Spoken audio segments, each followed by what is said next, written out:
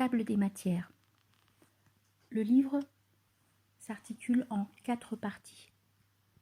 La première partie s'intitule « À propos de la réforme », avec un premier chapitre, le concept de réforme, Tajdid et Islah, la question des sources scripturaires, l'immuable, Thabit et le changeant, El-Mutaghayyir et l'Ijtihad.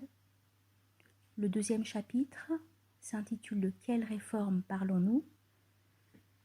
avec la pensée du fiqh, l'adaptation ou transformation, une réforme radicale. La deuxième partie s'intitule « Les traditions classiques des fondements du droit et de la jurisprudence », avec en premier chapitre l'approche déductive de l'imam Shafi'i, tension et confusion, déduire des sources, méthodologie et hiérarchisation, texte, contexte et sources secondaires, l'ijtihad, l'ijma', le qiyas. En deuxième chapitre, l'école hanafite et l'approche inductive,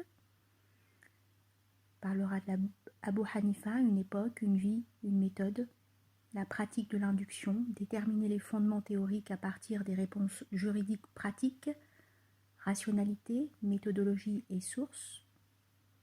Troisième chapitre traitera de l'école des maqasid, les objectifs supérieurs du droit, avec la formation d'une école, Al-Juwayni Al-Shatibi. Al-Shatibi intégrait les approches juridiques déductives et inductives à une vision globale inductive, les objectifs supérieurs du droit et contextes humains et sociaux, et le dernier chapitre de cette partie sera une synthèse. La troisième partie s'intitule « Pour une nouvelle géographie des sources du droit et de la jurisprudence ». En premier chapitre, déterminer les sources du droit et de la jurisprudence islamique, en évoquant les 2 révélations, l'univers, le texte et les signes, l'immuable et le changeant.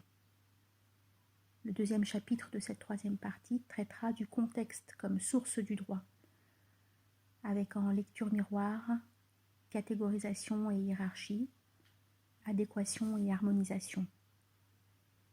Le troisième chapitre de cette deuxième partie s'intitule « La complexification du réel », avec l'évolution des sciences, les prérequis d'une réforme de transformation, déplacer le centre de gravité de l'autorité religieuse et juridique. Enfin, le quatrième chapitre de cette troisième partie s'intitule « Élaboration d'une éthique islamique appliquée », avec les savants des textes et les savants du contexte, repenser l'éthique islamique et ses objectifs supérieurs, une éthique appliquée de l'être, du cœur et des sciences expérimentales et humaines, islamiser la modernité ou moderniser l'islam, fidélité, maîtrise et transformation, une éthique de la libération, force de résistance et de proposition. La quatrième et dernière partie sont des études de cas, avec en premier chapitre l'éthique islamique et les sciences médicales.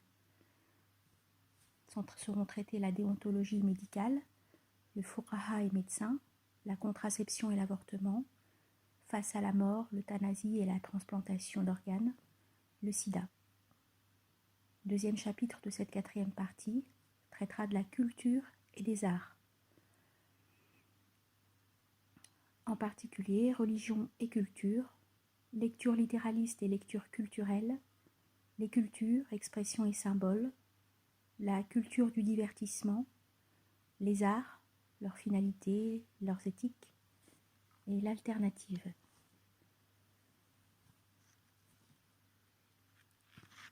Le troisième chapitre de cette quatrième partie, les femmes, tradition et libération.